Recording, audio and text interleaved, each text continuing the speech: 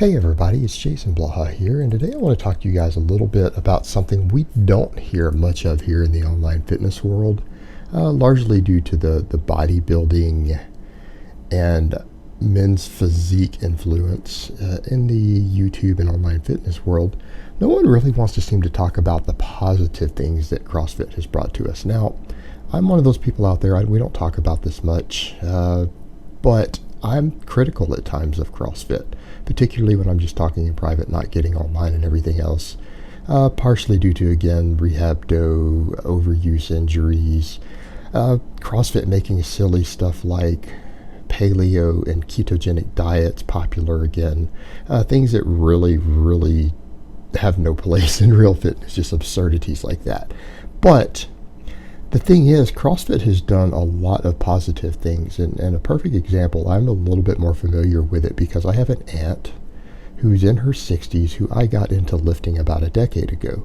Well, because she didn't have proper instruction, not being near me, but she knew she wanted to lift, I got her into joining a gym, training a bit. She went and joined a CrossFit box eventually, and I think she trained there for 5 or 6 years, and she got lucky enough to find one that actually had an Olympic lifting coach there. And she learned all these Olympic lifts and then learned to squat and deadlift and stuff like that. And at 63, she had her squat up to 200 and her deadlift over 200 pounds and decided to go jump into powerlifting. Keep in mind, I think her first powerlifting meet, she walked in and hit a 205 squat and a 240 deadlift as a 63-year-old woman with nothing but CrossFit training. The only place she had been training for over 5 or 6 years was inside of a CrossFit box. At the same box, had never trained anywhere but her local CrossFit. They got her to that point. Now she's under a specialized powerlifting coach. I think she just hit like a 240 squat. Keep in mind, she's like 65, 66 now. Which kind of brings me to the point of CrossFit has done some positive things. And I think anyone who looks at it closely needs to realize that, because the most absurd thing you see all the time are these bodybuilding groups and everything posting memes about how gay CrossFit is. And the ridiculousness is that they're in the bodybuilding world. Again, anyone who understands the mentality in bodybuilding and the focus on aesthetics and beauty and the amount of gay prostitution and everything that goes on, and oftentimes the lack of performance in modern bodybuilders, that should be fairly amusing, because historically speaking, performance was considered masculine and chasing aesthetics was considered feminine traits. And I'm not going to get into how trends have changed in this stuff, but that has been the historical view. So to imply that a performance-based training concept is somehow non-masculine is really kind of silly, particularly when, the people doing it talk about aesthetics all the time. The irony should not be lost on us there. Now, that being said, CrossFit has brought several things back into popularity that, honestly, any of us who talk about strength, any of us who are concerned with barbell training and real performance of any type, we actually owe CrossFit a little bit. We actually owe them something, because what have they done with their wide-scale marketing scheme and getting a large numbers of people to join their boxes and their groups? They have made barbell training popular again. They have made barbell training popular again, to the point to where entire companies cater even to CrossFit. Go look at something like Rogue Fitness. They have a whole CrossFit section. All right, Rogue Fitness and a lot of these other companies like that make the equipment most of us who care about performance really should be wanting to see. And here's the thing, we're starting to see this stuff into commercial gyms now. Because of CrossFit and the equipment a lot of these companies are pushing out and everything else to focus on barbell work, how many commercial gyms do we see right now who have now switched over and have Olympic platforms? I can tell you right now, I train at 3 different gyms that aren't that difficult for me to get to, that have between 3 and 6 Olympic lifting platforms, Olympic bars, bumper plates, everything. I don't necessarily film at those gyms, because I don't film everywhere I train, because I don't want to have problems and people harass me and show up. So a lot of the places I train, I don't film.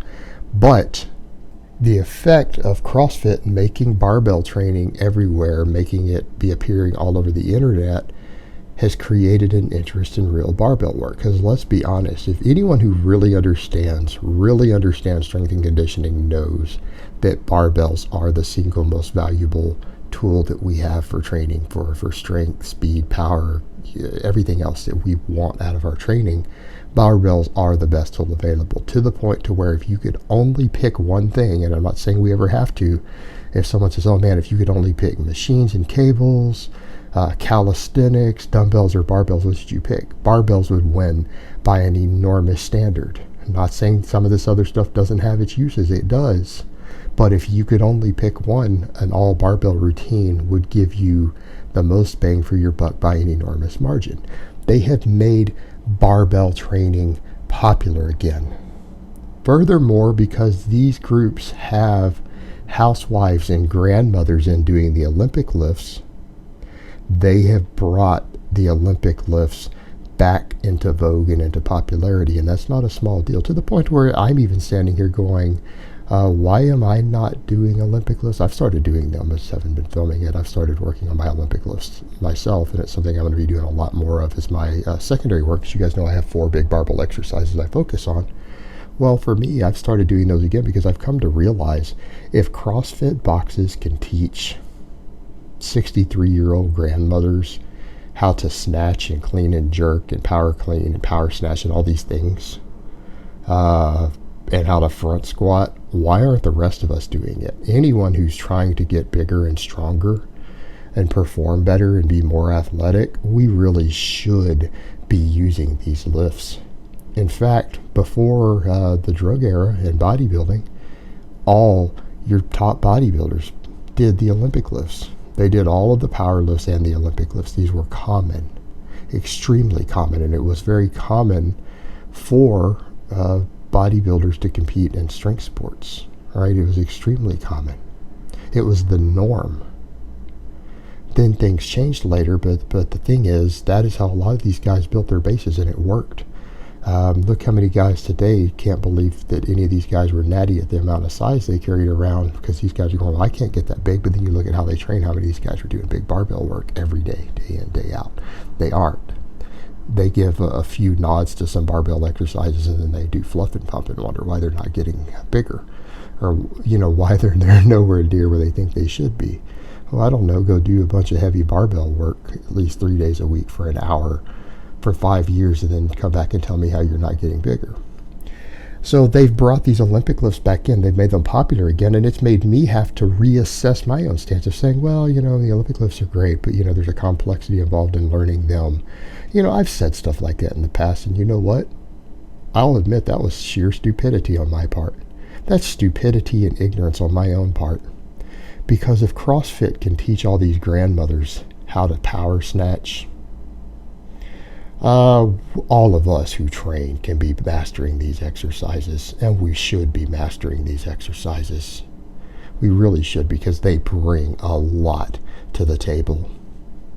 These lifts bring a lot to the table. You start combining those in with your normal barbell movements, it'll go a long way. What else have they brought back in? Their primary focus is GPP work, what we call general physical preparedness. That's the biggest focus of CrossFit, which is in some ways their downfall in their programming in, but they've brought GPP work back in. And a lot of people try to think of it, it's just functional fitness. No, it's just general physical preparedness. But they've made it popular again. Between Louis Simmons and Westside Barbell and CrossFit, general physical preparedness has come back in as a general fitness tool for the lay population. People don't know what that means. Farmer's walks, loaded carry, sled drag, barbell complexes, tire flips, all this sort of stuff. All right, general physical preparedness. If you really want to be athletic, if you want to be strong and fast and athletic, you start combining all the basic barbell lifts with general physical preparedness, and you actually get good at all this. You build your conditioning off GPP, build all your strength and size and power off of a lot of barbell lifts. The average person will get in the best shape of their life. The average person will be tremendously athletic inside of what their genetic potential allows. So in short, CrossFit has brought back some things that the fitness world really, really needs. And I think it's creating a larger gap. We don't see a lot of it yet on YouTube taking over, but we really need to. We need to. If we want to get rid of this goofy, silly bodybuilding type paradigm that is really in a way destroying fitness, CrossFit's come a long way in helping us bridge that gap by bringing back just a general barbell work, bringing back the Olympic lifts, and popularizing general physical preparedness.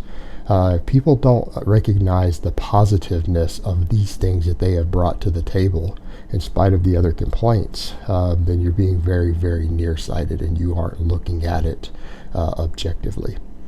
All right, guys, but that's really all I have to say on that today. I hope it's been informative, and I will talk to you guys next time.